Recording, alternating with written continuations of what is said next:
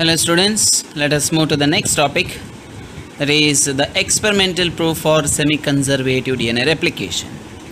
In the previous class we have discussed about the mechanism or the machinery of DNA replication by the involvement of various number of enzymes, a set of enzymes, the DNA replication takes place.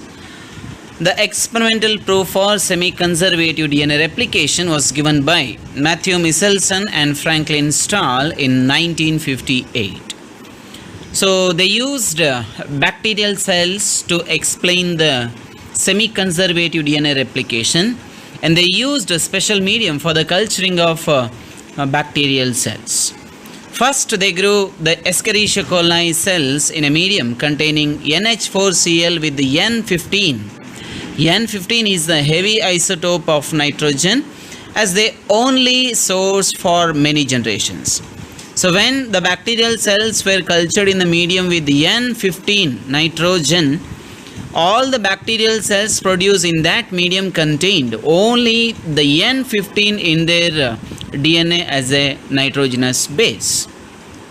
The result was that N15 was incorporated into newly synthesized DNA as well as other nitrogen containing compounds. This heavy DNA molecule could be distinguished from the normal DNA by centrifugation in a cesium chloride density gradient mechanism. And please note here that N15 is not a radioactive isotope, that is the heavy density isotope. So in their experiment, first, as I told earlier, they culture the bacterial cells in the N15 medium for several generations, and then they isolated the bacterial cells consisting N15 in both the DNA strands. Then they extracted the DNA from such bacterial cells, and on centrifugation they got heavy density DNA molecules at the base or bottom of the centrifugation tube. Then they transfer the cells into a medium with normal NH4Cl, that is with N14 nitrogen, and took samples at various definite time intervals as the cells multiplied, and extracted the DNA that remained as double-stranded helices.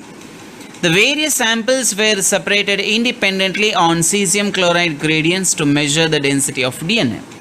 So in the first step they got DNA molecules with the N15 on both the strands, and they cultured the bacterial cells which is grown on N15 medium by using another medium with the N14, and they isolated the bacterial cells from such N14 medium and then extracted the DNA from such bacterial cells, and then on centrifugation they got DNA molecules with the hybrid density. Thus, the DNA that was extracted from the culture one generation after the transfer from N15 to N14 medium, that is after 20 minutes, because the Escherichia coli requires 20 minutes to produce a new generation by the binary fission, had a hybrid or intermediate density. The DNA extracted from the culture after another generation, that means for 20 minutes more, that means second generation was produced. So when they extracted the DNA from such bacterial cells, they got the bands of DNA in two types. One with the low density DNA, another DNA molecules or the bands of DNA with the hybrid density. By this experiment, they proved that DNA replicates semi-conservative. So here you can see the steps involved in the DNA replication. See the first diagram, the DNA, both the DNA strands consist N15. On centrifugation, the heavy density DNA molecules were found at the bottom of the centrifugation tube. Then such bacterial cells were cultured for 20 minutes to obtain the first generation. When the DNA molecules were extracted from such bacterial cells, on centrifugation, the DNA molecules were settled at the center of the centrifugation tube, and that represent the hybrid density DNA molecule.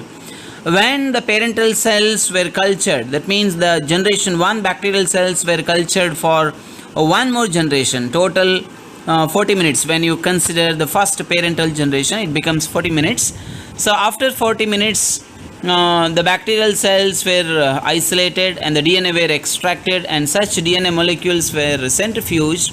On centrifugation, they got hybrid density DNA molecules, some hybrid density DNA molecules at the center of the centrifugation tube, and some DNA molecules at the top of the centrifugation tube consisting N14 on both the strands.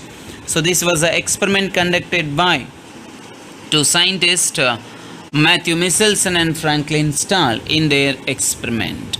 Now, one small video clipping is given here. It represents the steps involved in experiment conducted by Michelson and Stahl. Bacterial cells were cultured in the N15 medium for several generations, so that they got the bacterial cells with only N15 in both the DNA strands. So this is an amplification or multiplication of bacterial cells in N15 medium.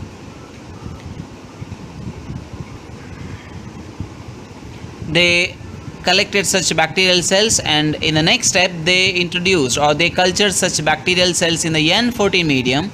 Now newly synthesized DNA should contain N14 as nitrogenous basis, and then extracted the DNA and centrifuged in the cesium chloride centrifugation method. So this is a centrifugation. On centrifugation, they got hybrid density DNA molecules at the center.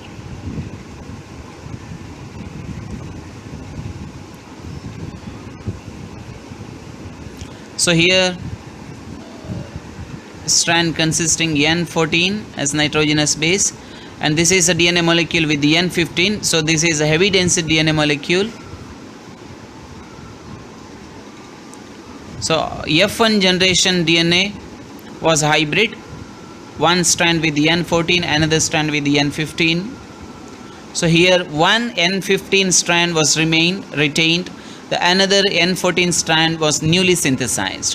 When such bacterial cells were cultured in N14 medium for one more generation, they got a hybrid density DNA as well as low density DNA molecules at the top of the centrifugation tube. So this is the parental DNA in N15, separation of N15 strands and formation of new N14 strands. Again, all the four strands were separated, and newly synthesized strand always consists N14. And here you can see N14, N14, N14, N15, N15, N14, N14, N14. So this is about the semi-conservative DNA replication mechanism. Now let us move to the next very important topic, that is about RNA, the another type of nucleic acid, RNA, ribonucleic acid. Already I told about the chemical composition of RNA also. These are also made up of monomers called as ribonucleotides, and the ribonucleotides are made up of three chemical components: nitrogenous bases, pentose sugar, that is ribose. Nitrogenous bases are of two types: adenine, guanine are the purines, and cytosine as well as uracil are the pyrimidines and the phosphate group. So RNA was the first genetic material produced at during the course of origin of life, and there is now enough evidence to suggest that essential life processes such as metabolism, translation, splicing, etc. evolved around RNA. RNA used to act as a genetic material as well as a catalyst. There are some important biochemical reactions in living systems that are catalyzed by RNA catalysts and not by the protein enzymes. So especially during the translation process for the synthesis of protein molecules, this type of enzyme, that is ribozyme, RNA, peptidyl transferase enzyme is required, and that peptidyl transferase enzyme is not a proteinaceous enzyme, that is ribozyme, RNA, particularly the 23S rRNA of prokaryotes acts as a ribozyme or the enzyme. RNA being a catalyst was reactive and hence unstable. Because of that, RNA is not found as genetic material in the living organisms. There are three major types of RNA. mRNA, that is also called as messenger RNA, which is responsible for the transfer of genetic information from the DNA to the ribosomes during the translation process. And there are three major types of RNA. The second one is rRNA, ribosomal RNA. It forms a structural component of ribosomes. And finally, the tRNA, transfer RNA, responsible for the transfer of amino acids from the amino acid pool to the ribosomes during protein synthesis. So only one RNA is explained in detail in our textbook, that is regarding the adapter molecule. Adapter molecule is nothing but the tRNA, small t, it should be small t, tRNA.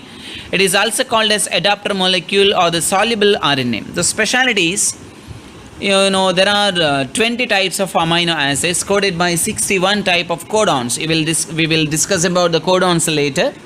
So each amino acid is carried by a specific tRNA. So each tRNA has a specific structure, specific sequence of nucleotides. The tRNA, also known as sRNA or soluble RNA, has an anticodon loop that has bases complementary to the code, and it also has an amino acid acceptor end to which it binds to amino acid. tRNAs are specific for each amino acid, and for initiation there is another specific tRNA that is referred to as initiator tRNA. Always it carries the formyl methionine as the initiator RNA. So there are no tRNAs for stop codons. Stop codon means that that will not code for any amino acid. We will discuss about the codons later. In this diagram you can see the secondary structure of tRNA, which has been depicted, that looks like clover leaf. So the model of tRNA is called as clover leaf model. In actual structure, the tRNA is a compact molecule which looks like inverted L. So this is regarding the structure of tRNA. The remaining topics will be discussed in the next video. Thank you.